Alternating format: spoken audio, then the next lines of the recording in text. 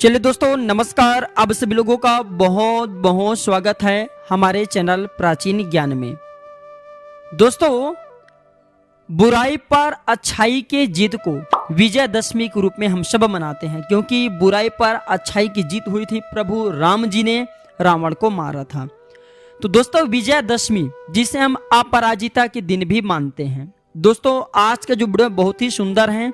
ये वीडियो उन लोगों के लिए सुंदर है जो लोग अपने शत्रु पर विजय प्राप्त करना चाहते हैं, जो लोग जैसे कि हर क्षेत्र में जैसे राजनीतिक क्षेत्र से जुड़े हैं, तो उनके लिए ये वीडियो बहुत ही सुंदर है। या फिर आप आने वाले समय में राजनीतिक क्षेत्र में अपना कैरियर बनाना चाहते हैं, विजय होना चाहते हैं, तो उनके लिए भी ये वीडियो बहुत ही सुंदर है। वीडियो को ध्यान से देखिएगा, क्योंकि हमारे चैनल प्राचीन ज्ञान में इस प्रकार के अमूल्य ज्ञान जानकारी आप लोगों को सिखाए जाते हैं। तो दोस्तों विजयदशमी की पावन पर्व पर माता अपराजिता की पूजा की जाती है, क्योंकि भगवान श्री रामचंद्र जी ने 9 दिनों तक माता नौ दुर्गा की व्रत रखा था और 10वीं तिथियों की रावण को मारा था। तो चलिए आज के जो वीडियो बहुत ही सुंदर है, इस वीडियो में बताऊंगा कि शमी की पौधा पूजा करने से क्या होता है, और शमी वृक्ष की जो पौधे हैं इनकी पूजा प्रभु राम ने किए थे, क्यों किए थे, और शमी की पूजा करने से क्या लाभ मिलते हैं। साथ ही साथ वीडियो में बताऊंगा सोन पत्ता के बारे में, क्यों चढ़ाना चाहिए, कहाँ पे रखना चाहिए, कुछ ज्योतिष जानकारी बताऊंगा, जो कि स्वर्ण बनाने का तरीका बताऊंगा। साथ ही साथ दोस्तों आज के दिन लाए जाने वाले, अर्थात दोस्तों जैसे कि आज 10वीं तिथि है, तो 10वीं तिथि के दिन लाए जाने वाले जड़ के बारे में बताऊंगा। यकीन मानिए ये जड़ आपके बंद किस्मत के ताले खोल देंगे। भगवान की कसम हम खा करके कह रहे हैं, माता रानी कसम खा रही है, कोई साधारण जड़ नहीं। इसे लाने के बाद आपके दिन दुगनी रात चौगनी तरक्की होगा। दोस्तों बहुत सारे फर्जी लोग यूट्यूब चैनल में अब आ चुके हैं यूट्यूब में, इसलिए दोस्तों अच्छे जानकारी देना भी अब उचित नहीं लगता, क्योंकि दोस्तों हमारे वीडियो को लोग चोरी करते हैं, चोरी करने के बाद अपने चैनल में डाल देते हैं, तो हमें भी अच्छा नहीं लगता। ये लोग स्क्रिप्ट चुराने का काम करते हैं। फिर भी चलिए आप लोगों को जानकारी बताना हमारा कर्तव्य बनता है, क्योंकि प्राचीन ज्ञान एक यूट्यूब चैनल ही नहीं बल्कि आप सभी दर्शकों का परिवार है। व्यूज आए या ना आए इससे में कोई फर्क नहीं। अगर आप में से अगर 1000 व्यक्ति भी जुड़े, 1000 लोग भी वीडियो को देखते हैं, उनमें से अगर 10 लोग भी उपाय को करें, उन्हें लाभ मिलते हैं, दोस्तों हमें भी पुण्य की प्राप्ति होता है। यहाँ हम शरीर छोड़ने के बाद भगवान को भी छाती ठोक करके वहां जाकर के कह सकते हैं कि भगवान हमारे बताए उपाय से लोगों को लाभ मिले। तो चलिए विजयदशमी की इस पावन पर्व पर जानते हैं शमी वृक्ष से जुड़ा हुआ उपाय। दोस्तों इससे पहले सभी लोगों से निवेदन करना चाहूंगा, वीडियो को ध्यान से देखना है, ध्यान से सुनना है। अभी तक वीडियो को लाइक नहीं किए होंगे तो वीडियो को लाइक कर लेना, चैनल को सब्सक्राइब कर लेना, बाजू में बने बेल के आइकन को प्रेस कर लेना, और कमेंट बॉक्स में जय माता दी या फिर जय श्री राम जरूर लिखना।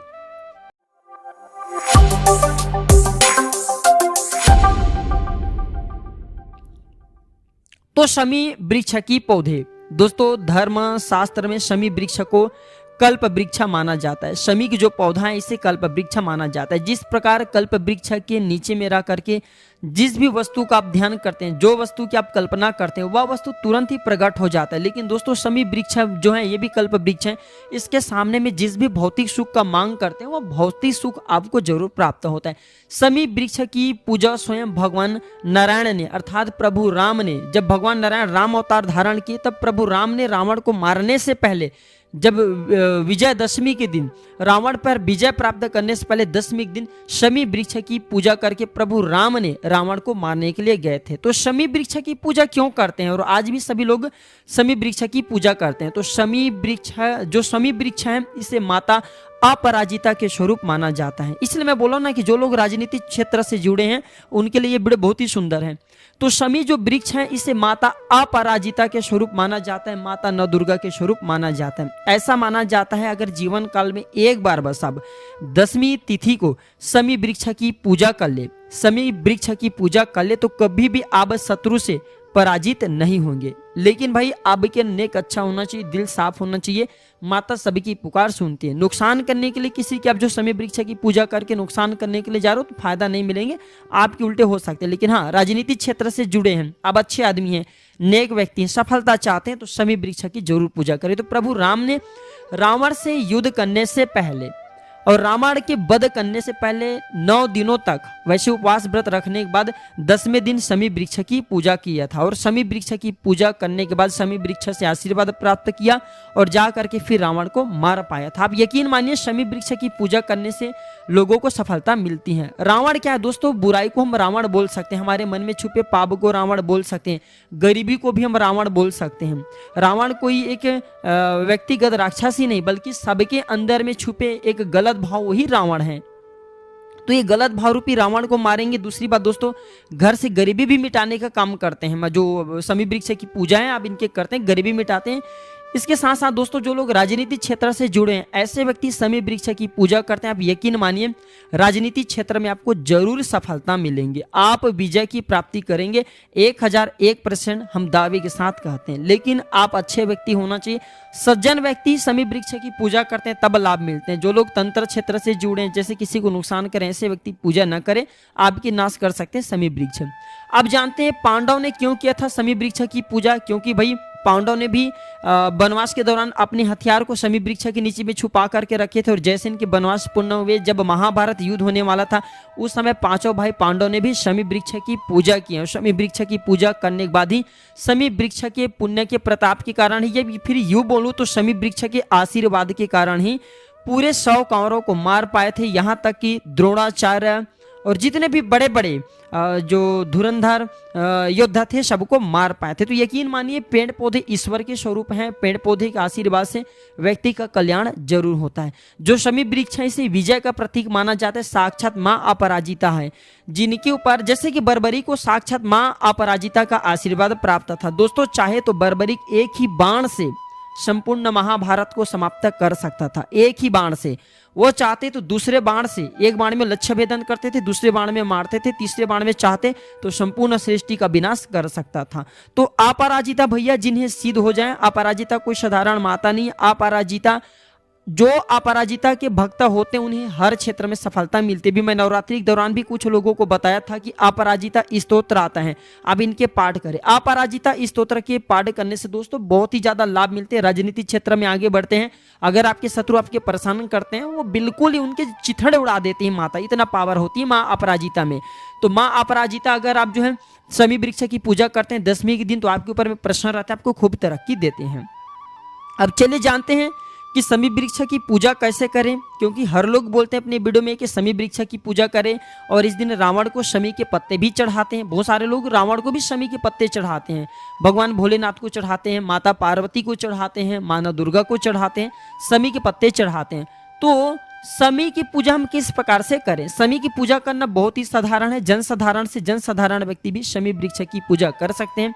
क्योंकि दोस्तों मैं हर दिन बोलता हूं हमें गर्व होना चाहिए कि हम भारत भूमि में पैदा हुए हैं और भारत भूमि में पैदा होने के साथ साथ इस प्रकार के पेड़ पौधे आज भी हमारे बीच में उपस्थित हैं। ये पेड़ पौधे न जाने दोस्तों हमें कितना लाभ देते हैं। अब यकीन मानिए ये पेड़ पौधे हमें फ्री में प्राण वायु देते हैं। दूसरा बात दोस्तों ये हमारे अनेकों प्रकार के दुख तकलीफ को दूर करते हैं। तीसरा बात दोस्तों ये पेड़ भरने के लिए हमें फल प्रदान करते हैं और भोजन पकाने के लिए हमें काष्ठ भी प्रदान करते हैं। इसलिए दोस्तों कहीं ना कहीं अगर धर्म दृष्टि से देखा जाए, अध्यात्म दृष्टि से देखा जाए तो पेड़ पौधे हमारे लिए बहु उपयोगी हैं और ये ईश्वर के प्रथम स्वरूप हैं।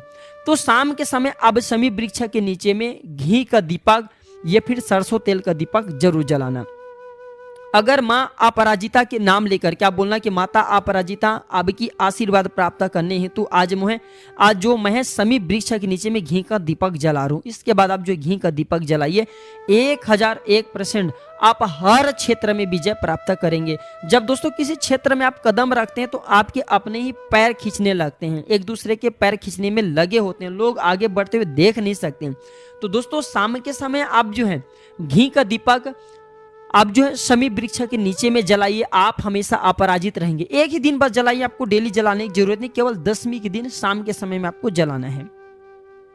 दूसरा उपाय सुनिए, जैसे कि अगर आप धन के तंगी से परेशान हैं या फिर रावण रूपी कचरे। रावण रूपी कचरे क्या है? आपके घर के अपने लोग ही आपके पीछे लगे हुए हैं, तंत्र बाधा कराते हैं, या फिर गांव बस्ती के लोग या फिर शहरों में रहते हैं तो शहर के लोग पड़ोसी जो तंत्र बाधा कराते हैं, तो एक काम करना, समी वृक्ष की जड़ पर कच्चे दूध डाल देना। शाम के समय में ही कच्चे दूध डालना और आपको प्रार्थना करना है कि हे समी वृक्ष, हे माँ अपराजिता, हमारे शत्रु, आप जो शत्रु अपने नाम, जो शत्रु के नाम जानते हो शत्रु बोल देना, नहीं जानते शत्रु ज्ञात अज्ञात ये भी बोल सकते हैं, क्योंकि दोस्तों कभी कभी हम जो जिसे हम अपना शत्रु समझते हैं ना, वो शत्रु नहीं होते बल्कि कुछ और लोग ही पीठ पीछे वार कर जाते हैं। तो समी वृक्ष की जड़ पर कच्चे दूध डालने से शत्रु का नाश होता है और शत्रु रूपी गरीबी का भी नाश होता है। आप यकीन मानिए दोस्तों, गरीबी मनुष्य का सबसे बड़ा शत्रु है। मनुष्य के शत्रु नहीं है, बल्कि गरीबी मनुष्य का सबसे बड़ा शत्रु है। तो ये गरीबी रूपी शत्रु को भी दूर करने का काम करेंगे। मैं आप लोगों को कई बार बता चुका हूँ और आज भी बोल रहा हूँ कि दोस्तों उपाय जो हैं बिल्कुल ही लाभकारी साबित होते हैं, धीरे से काम करते हैं, लेकिन आपको ये प्रभाव जरूर दिखाते हैं। टोने टोट के हमेशा अपना प्रभाव दिखाते ही हैं। इसके बाद तीसरा सुनिए, आप चाहें तो इस दिन धन आकर्षित करने के लिए 1 रुपए का सिक्का लेना, साफ एवं स्वच्छ 1 रुपए का सिक्का लेना और इस सिक्का को समी वृक्ष की जड़ पे आपको रख देना है। बस समी वृक्ष की जड़ पे आपको 24 घंटे के लिए 10वीं तिथि को छोड़ देना है और 11वीं तिथि अर्थात एकादशी दिन इसे जा करके तुलसी के जड़ के पास में रख देना, फिर 24 घंटे के लिए छोड़ना है। इसके बाद इसे गंगा जल से धोने के बाद आप जो इसे अपने पर्स में रखिए, धन स्थान में रखिए। दोस्तों ये धन को आकर्षित करेंगे। ऐसा क्यों?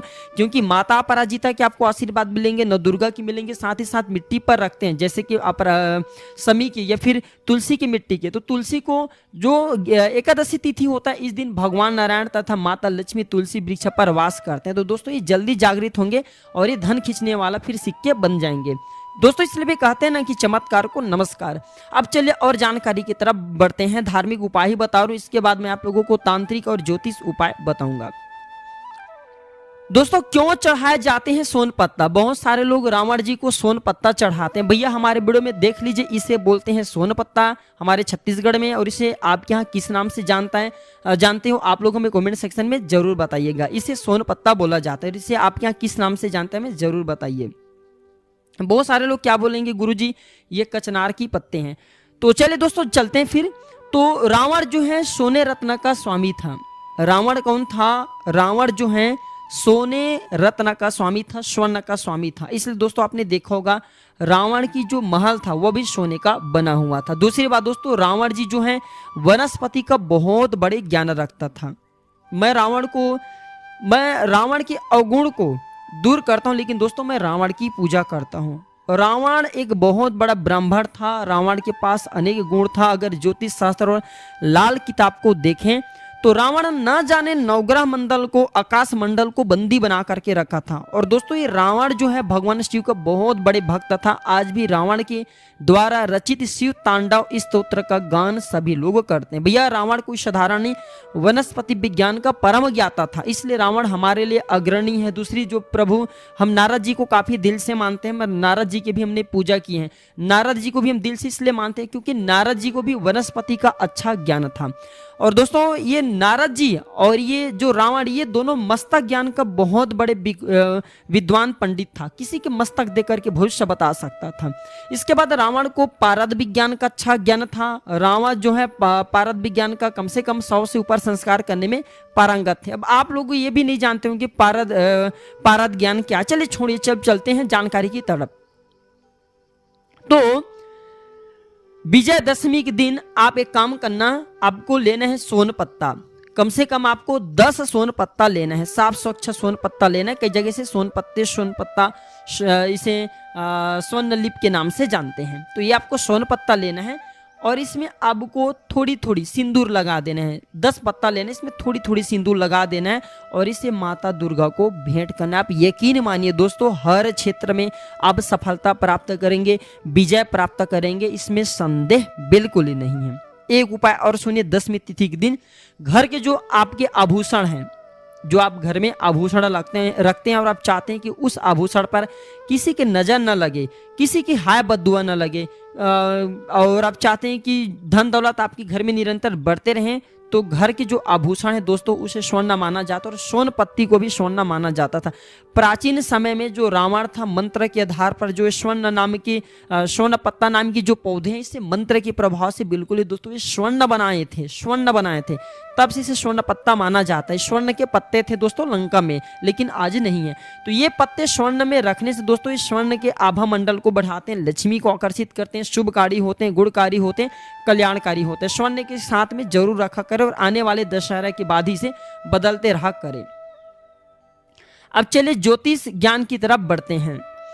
तो दोस्तों रावण ने रावण संहिता में कई उपाय बताए हैं, जिस उपाय को अपना करके आप अपने जीवन को सुखमय बना सकते हैं, निरोगमय बना सकते हैं। और दोस्तों ये उपाय न केवल आपके कल्याण करेंगे दोस्तों, बल्कि आपको ये अध्यात्म उन्नति भी कराएंगे। तो ज्योतिष शास्त्र में स्पष्ट लिखे रावण ने बताया कि किसी को अगर अचानक धन चाहिए, गिरा हुआ धन चाहिए, धन का बहुत ही ज्यादा परेशानी है, तंगी है, तो अपने भार के बराबर, अभी वीडियो में भी बताऊं और अभी फिर से बता रहा हूं, अपने भार के बराबर आपको लेना है अन्न, आभूषण या स्वर्ण, ये आपको लेना है। एक तराजू में बैठ जाना है आपको और दूसरे तराजू में आपको अपने भार का बराबर अन्न लेना है। अन्न ले लीजिए, अन्न में आप चावल ले सकते हैं। तो अपने भार के बराबर आप कितने किलो का है उतने किलो आपको अन्न लेना है। एक तराजू में आपको, तराजू के एक पलड़ा में आपको बैठना है, दूसरे पलड़ा में आपको अन्न को रखना है और अपने भार के बराबर आपको अन्न तौलना है। और इस अन्न को, तौले गए अन्न को गरीबों में बांट देना। दोस्तों गरीबी मिटाने का, शनि मिटाने का, कार्य में सफलता प्राप्त करने का या फिर राजनीतिक क्षेत्र में जुड़े उसमें विजय प्राप्त करने का ये 10वीं तिथि का अचूक उपाय है। ये उपाय जरूर करिए, जरूर लाभ मिलते हैं। ऐसे उपाय दोस्तों हमारी किस्मत को संवारते हैं। आप चाहें तो 9 वृक्ष को, अलग अलग प्रकार के वृक्ष जैसे कि केले के वृक्ष हैं, पीपल के वृक्ष हैं, बरगद के वृक्ष हैं, आम के वृक्ष हैं, बेल के वृक्ष हैं, आंवला के वृक्ष हैं। इस प्रकार दोस्तों 9 प्रकार के वृक्ष का चयन करना और 9 प्रकार के वृक्ष का आपको दोस्तों 9 प्रकार के जो वृक्ष हैं इसके जड़ में आपको कच्चा इस दिन दूध डालना है। 10वीं तिथि को 9 प्रकार के वृक्ष हैं इसके जड़ पे आपको कच्चा दूध डालना है। और 10वें जो दूध है दोस्तों वो ध्यान से सुनिए आपको किसमें डालना है।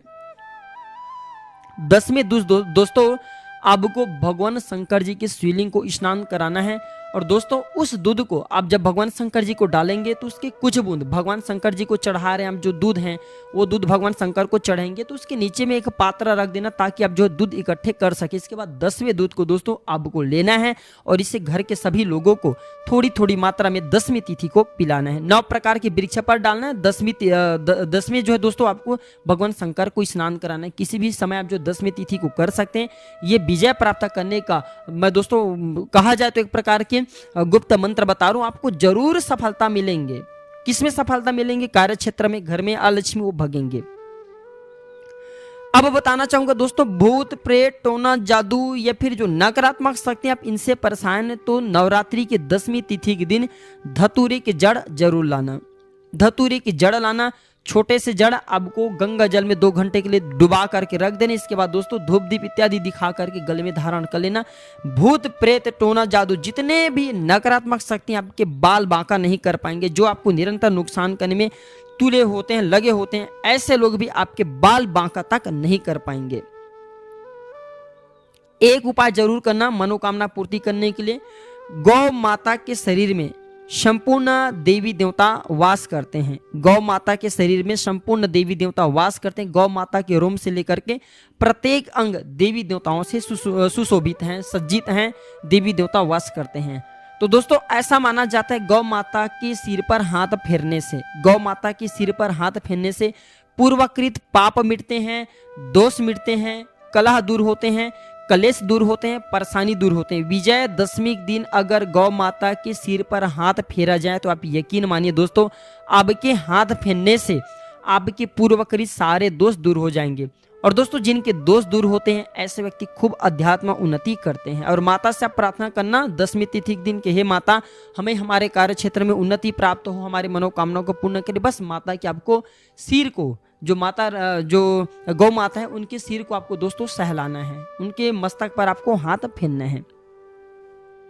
चलिए एक उपाय और बता रहा हूं, अंतिम उपाय है, इसके बाद दोस्तों मैं वीडियो समाप्त करूंगा। मैं आप लोगों को हर दिन अच्छे अच्छे पेड़ पौधे की जानकारी बताता हूं, जड़ी बूटी की जानकारी बताता हूं। दोस्तों अब इस प्रकार की जानकारी थोड़ा बताने में अब अच्छा नहीं लगता। लोग हमारे टॉपिक को चोरी कर रहे हैं और चोरी करके कुछ पैसा कमाने के चक्कर में फालतू जानकारी बताते हैं दोस्तों, इसलिए हमें थोड़ा सा दुख दर्द होता है। ऐसा लगता है कि यूट्यूब को छोड़ दें। तो दोस्तों आपको करना क्या है, एक अपराजिता नाम की जड़ आती है, मैं इसके बारे में आप लोगों को कई बार बता चुका हूँ। अपराजिता पौधा जिसे हम विष्णु कांता के नाम से जानते हैं और कई जगह इसे अपराजिता बोलते हैं। इसमें दोस्तों नीला नीला प्रकार के पुष्प और बीच में एक प्रकार के कहा जाए तो सफ़ेद कलर का होता है। एक अपराजिता जो होता है दोस्तों व्हाइट कलर का फ्लावर होता है। तो जो ये अपराजिता है सफ़ेद कलर के और नीले कलर के दोनों चलेंगे, किसी भी प्रकार के अपराजिता हो सफ़ेद या नीला दोनों चलेंगे। तो इनके छोटे से जड़ आपको खन करके लाना है। मैं हमेशा कहता हूँ पूरे पेड़ पौधे की जड़ को जड़ से उखाड़ करके मत लाया करें। कभी भी पेड़ पौधे को जड़ से आप उखाड़ करके लाते हैं दोस्तों आपको पाप लगता है। क्यों लगता है? क्योंकि दोस्तों उसे बचा करके रखना जरूरी है।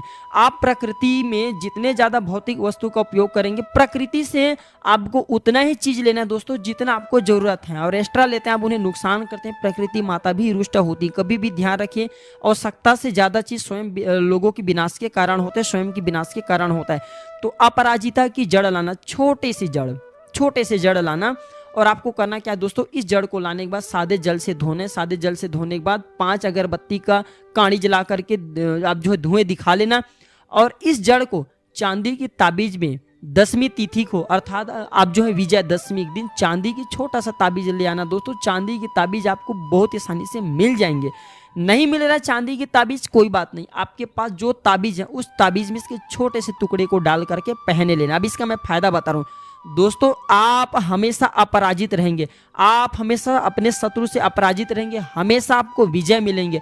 जिस भी क्षेत्र में जाइए आपको विजय प्राप्त होंगे। इसलिए दोस्तों कहा जाता है ना कि विजयदशमी के दिन ये अपराजिता की जड़ ला करके कोई धारण करे तो किसी के बाप भी उसे प्रगति पाने से नहीं रोक पाएंगे, ब्रह्म भी उन्हें नहीं रोक पाएंगे, क्योंकि साक्षात माँ अपराजिता के स्वरूप हैं। जिन्हें जो व्यक्ति अपराजिता की जड़ धारण कर ले, माता के आशीर्वाद धारण कर ले, ऐसा व्यक्ति के बाल जो ब्रह्म भी बाल बांका नहीं कर पाते, अर्थात दोस्तों आपके कोई अहित नहीं कर पाएंगे। तो अपराजिता की जड़ जरूर धारण करें। जिस भी क्षेत्र में जाइए, आप कला के क्षेत्र में जाइए, कला में आपको विजय मिलेंगे, राजनीति में जाएंगे आपको विजय मिलेंगे, व्यापार करते हैं व्यापार में आपको सफलता मिलेंगे। अर्थात दोस्तों पराजित किस में होते हैं दोस्तों, जब हम हार जाते हैं, थक जाते हैं, सफलता नहीं मिलती, हम उसे पराजित बोल सकते हैं। तो ये जो अपराजिता माता है, किसी भी क्षेत्र में जाइए आपको पराजित नहीं होने देंगे, आपके शत्रु आपके बाल बांका नहीं कर पाएंगे। जो लोग तंत्र मंत्र से बहुत ग्रसित होते हैं भाई बंधु, आप लोग अपराजिता की जड़ 10वीं तिथि को जरूर धारण करें। विजयदशमी के दिन कभी आपको तंत्र बाधा नहीं लगेंगे, पूरे साल तक आपको पहन के रखना। दूसरे साल जब आएंगे फिर विजयदशमी, तो उस समय आप जो इसे जल में विसर्जित कर देना इस ताबीज को, और फिर पुनः अपराजिता की जड़ डाल करके धारण कर लेना, आपके कोई बाल बांका नहीं कर पाएंगे। तो वनस्पति में बहुत पावर होती है, बहुत शक्ति होती है।